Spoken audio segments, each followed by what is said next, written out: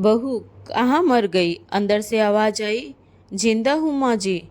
तो फिर मेरी चाय क्यों अभी तक नहीं आई? कब से पूजा कर कर बैठी हूँ। ला रही हूँ माँ जी। बहू चाय के साथ भजिया भी ले आई। सास ने कहा, तेल खिलाकर क्या मारोगी? बहू ने कहा, ठीक है माँ जी, ले जाती हूँ। सास ने कहा, रहने दे, अब बना दिया है तो खा लेती हूँ।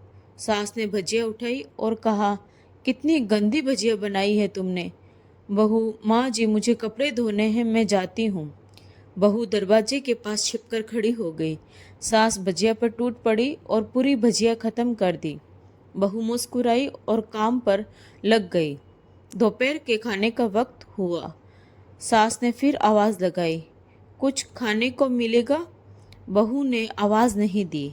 सास फिर चिल्लाई, भूखा मारेगी क्या? बहू आई, सामने खिचड़ी रख दी।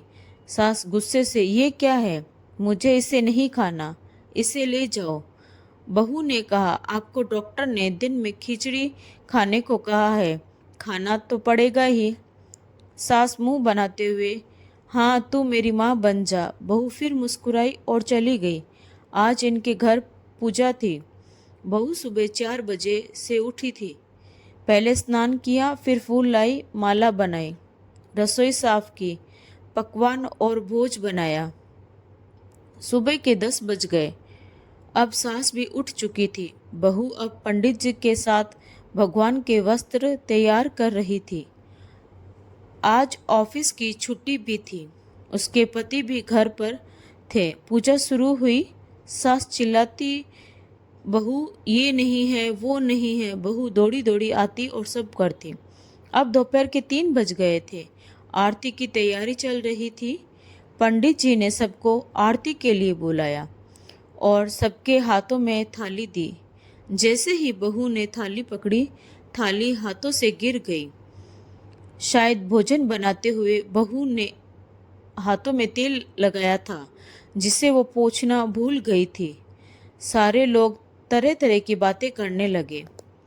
कैसी बहू है, कुछ नहीं आता, एक काम भी ठीक से नहीं कर सकती, न जाने कैसी बहू उठा लाए, एक आरती की थाली भी संभाल नहीं सकती। उसके पति भी गुस्सा हो गए, पर सास चुप रही, कुछ नहीं कहा। बस यही बोला कि सीख रही है, सब सीख जाएगी धीरे धीरे। अब सबको खाना परोसे जाने लगा। वह दौड़ दौड़ के खाना देती, फिर पानी लाती। करीब 70-80 लोग हो गए थे। इधर 2 नौकर और बहू अकेली, फिर भी वह सारा काम बहुत ही अच्छे तरीके से करती।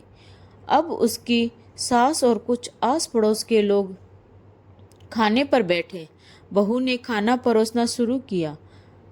सबको खाना दे दिया गया। जैसे ही पहले निवाला सासू ने खाया, तुमने नमक ठीक नहीं डाला क्या? एक काम ठीक से नहीं करती, पता नहीं मेरे बाद कैसे ये घर संभालेगी। आस पड़ोस वालों को तो जानते ही हो, वो बस बहाना ढूंढते हैं नुक्स निकालने का। फिर वो सब शुरू हो गए, ऐसा खाना है, ऐसी बहू है, ये वो वगैरह वगैरह। दिन का खाना हो चुका था। अब बहू बर्तन साफ करने नौकरों के साथ लग गई। रात में जगराता का कार्यक्रम रखा गया। बहू ने भी 1-2 गीत गाने के लिए स्टेज पे चढ़ी। सास जोर से चिल्लाई, मेरी नाक मत कटा देना, गाना नहीं आता तो मत गा, वापस आ जा। बहू मुस्कुराई और गाने लगी। सबने उसके गाने की तारीफ की, पर सास मुंह फुलाते हुए बोली, इससे अच्छा तो मैं गाती थी जवानी में, तुझे तो कुछ भी नहीं आता। बहू मुस्कुराई और चली गई। अब रात का खाना खिलाया जा रहा था। उसके पति के ऑफिस के दोस्त साइड में ही ड्रिंक करने लगे। उसका पति चिल्लाता, कभी यह लेकर आओ, कभी वो लेकर आओ। इधर उधर आखिर में उसके पति की शराब गिर पड़ी उसके दोस्त पर और बोतल टूट गई। पति गुस्से में 2 झापड़ अपनी पत्नी को लगाते हुए कहता है, जाहिल कहीं की, देखकर नहीं कर सकती? तुझे इतना भी काम नहीं आता? सारे लोग देखने लगे। उसकी पत्नी रोते हुए कमरे की तरफ दौड़ी। फिर उसके दोस्तों ने कहा, क्या यार, पूरा मूड खराब कर दिया। यहाँ नहीं बुलाया होता, हम कहीं और पार्टी कर लेते। कैसी अनपढ़ गंवार बीवी ला रखी है तूने। उसे तो मेहमानों की इज्जत और काम करना तक नहीं आता। तुमने तो हमारी बेइज्जती कर दी। अब आस पड़ोस की औरतें को और बहाना मिल गया था। वो कहने लगी, देखो क्या कर दिया तुम्हारी बहू ने, कोई काम नहीं आता है। मैं तो कहती हूँ अपने बेटे की दूसरी शादी करा दो, छुटकारा पाओ इस गंवार से। सास उठी और अपने बेटे के पास जाकर उसे थप्पड़ मारा और कहा, अरे नालायक, तुमने मेरी बहू को मारा, तेरी हिम्मत कैसे हुई, तेरी टांग तोड़ दूंगी। उसके बेटे के दोस्त कुछ कहने ही वाले थे कि उसकी माँ ने घूरते हुए कहा, चुप, बिल्कुल चुप।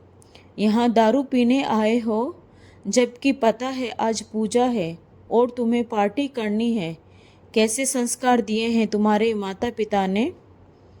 और किसने मेरी बहू को जाहिल बोला था। जरा इधर आओ, चप्पल से मारूंगी अगर मेरी बहू को किसी ने एक भी शब्द कहा तो।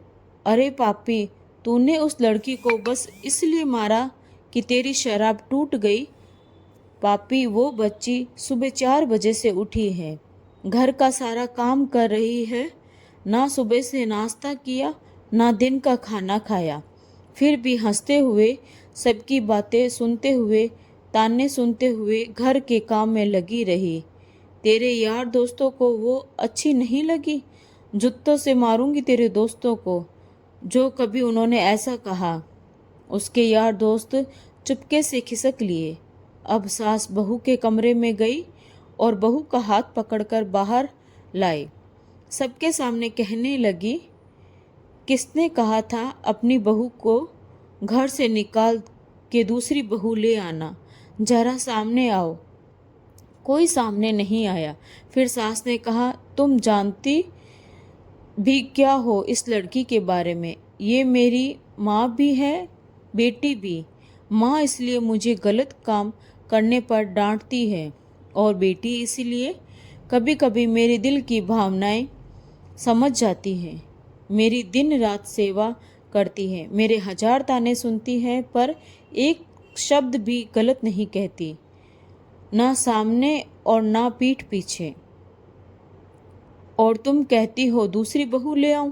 याद है ना छुटकी की दादी, अपनी बहू की करतूत।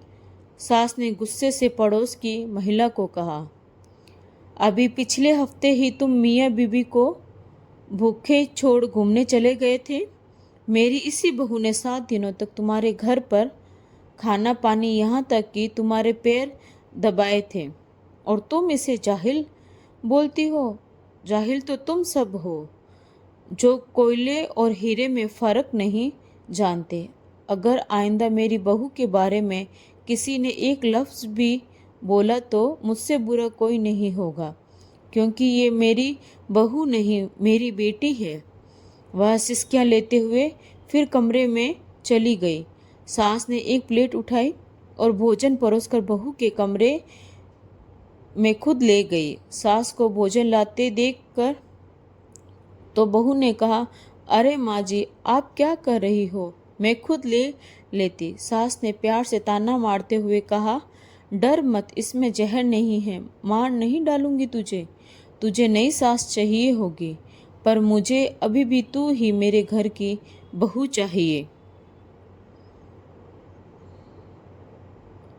बहू ने अपनी सास को रोते हुए गले से लगा लिया। सास भी रो दी पहली बार और कहा, चल खाना खा ले।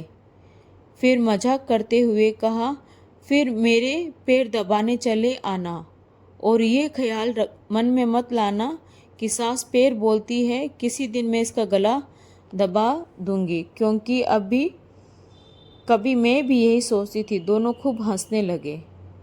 कुछ रिश्ते बहुत मीठे होते हैं, बस बातें कड़वी होती हैं। आपको ये कहानी कैसी लगी? अगर अच्छी लगी हो तो कमेंट बॉक्स में अपनी राय ज़रूर दीजिएगा और वीडियो को लाइक शेयर और सब्सक्राइब ज़रूर करें। Thanks for watching.